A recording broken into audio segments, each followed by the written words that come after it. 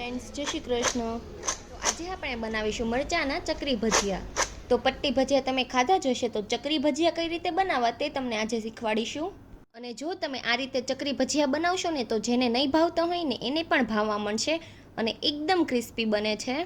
તો પટ્ટી ભજીયા બનાવવા માટે આપણે અહીંયા દેશી મરચાં લીધા છે, કેમ કે આ મરચાં થોડા તીખા હોય ને એટલે આના ભજીયા બહુ મસ્ત થાય છે. અને ઘોલર મરચાં આવે તે લ્યો ને તો પણ ચાલે, પણ તે થોડા મોળા હોય છે. તો મરચાંને આપણે રીંગમાં કટ કરવાના છે. તો અહીંયા આપણે એક બ્લેડ લેવાની છે. તો મરચાંને આ રીતે બ્લેડથી કટ કરતું જવાનું. તો તમે જોઈ શકો છો કે મરચાંની એકદમ સરસ રીંગ બને છે.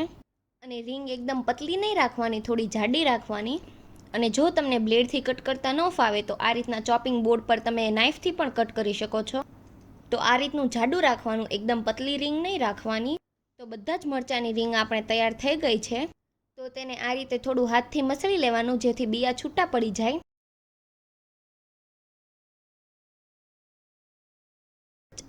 અને પછી ઉપરથી મરચાં લઈ લેવાના, એટલે તળિયે બિયા પડ્યા રહેશે.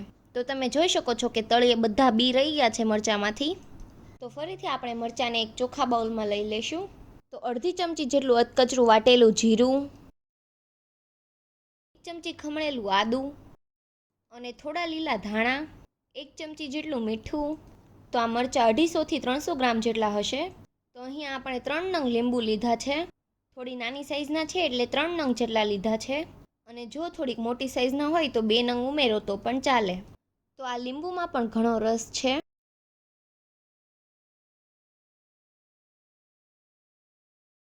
તો આપણે 3 લીંબુ નીચવાઈ ગયા છે. તો હવે બધું જ આપણે સારી રીતે મિક્સ કરી લેવાનું છે. તો બધું જ મિક્સ થઈ જાય ને એટલે તેમાં આપણે 1 મોટી ચમચી જેટલો કોર્નફ્લોર નાખશું. તો કોર્નફ્લોર આપણે એટલે નાખીએ છીએ કે ભજીયા પડી જાય ને પછી લાંબા સમય સુધી ક્રિસ્પી રહે. અને તમારે ન નાખવો હોય તો પણ ચાલે, તમે કોર્નફ્લોર સ્કીપ પણ કરી શકો છો. તો પછી તેમાં આપણે પોણા બાઉલ જેટલો બેસનનો લોટ નાખીશું. તો બેસન ચાળીને જ યુઝ કરવો, જેથી ગાંઠ ન પડે અને સારી રીતે મિક્સ થઈ જાય. તો લોટને આપણે સારી રીતે મરચાંમાં મિક્સ કરી લેવાનો છે. તો આ રીતે લોટ ઉમેરવાનો, બધો લોટ એક સાથે નહીં ઉમેરી દેવાનો. તો મિક્સ થઈ ગયો છે ને પછી તેમાં આપણે 2 ચમચી જેટલું પાણી છટકોરશું. તો આ રીતના થોડું થોડું પાણી નાખવું, બધું પાણી એક સાથે નહીં નાખી દેવાનું. અને હવે જે આપણે લોટ વધ્યો છે ને તે ઉમેરીશું અને બધું સરસ રીતે મિક્સ કરી લેશું.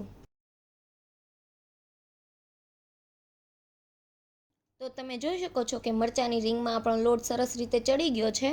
તો આ રીતનો લોટ કરવાનો, વધારે કડક નહીં કરવાનો. તો આટલો જ લોટ નાખો, વધારે લોટ નથી નાખવાનો. અને લોટ આપણો મરચાં છૂટા પડે ને એવો છે. તો પાણી 2 થી 3 ચમચી જરૂર પૂરતું જ નાખવાનું. તો તમે જોઈ શકો છો કે મરચાંની રીંગો આપણે નોખી પાડીએ એટલે આસાનીથી નોખી પડી જાય છે. અને આ રીતે રીંગું નોખી પાડીને જ તળવાની છે.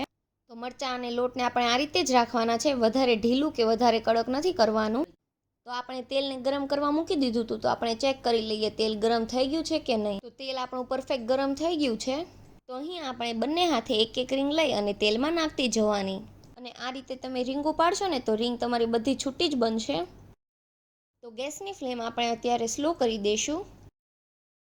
તો મરચાંના ભજીયા આ રીતે પડી જાય ને પછી ગેસની ફ્લેમ મીડિયમ કરી દેવાની છે.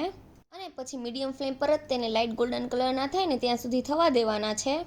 અને જો તમે હાઈ ફ્લેમ પર ભજીયા તળશો ને તો ભજીયા તમારા બહારથી લાલ થઈ જશે અને અંદરથી કાચા રહેશે. એટલે તમારે મીડિયમ ફ્લેમ પર જ ભજીયા તળવા. અને આ રીતના લાલ અને ક્રિસ્પી થઈ જાય ને એટલે મરચાંના ભજીયાને આપણે બહાર લઈ લેવાના. અને બીજા ભજીયા પણ આપણે આ રીતે જ ફ્રાય કરી લેવાના.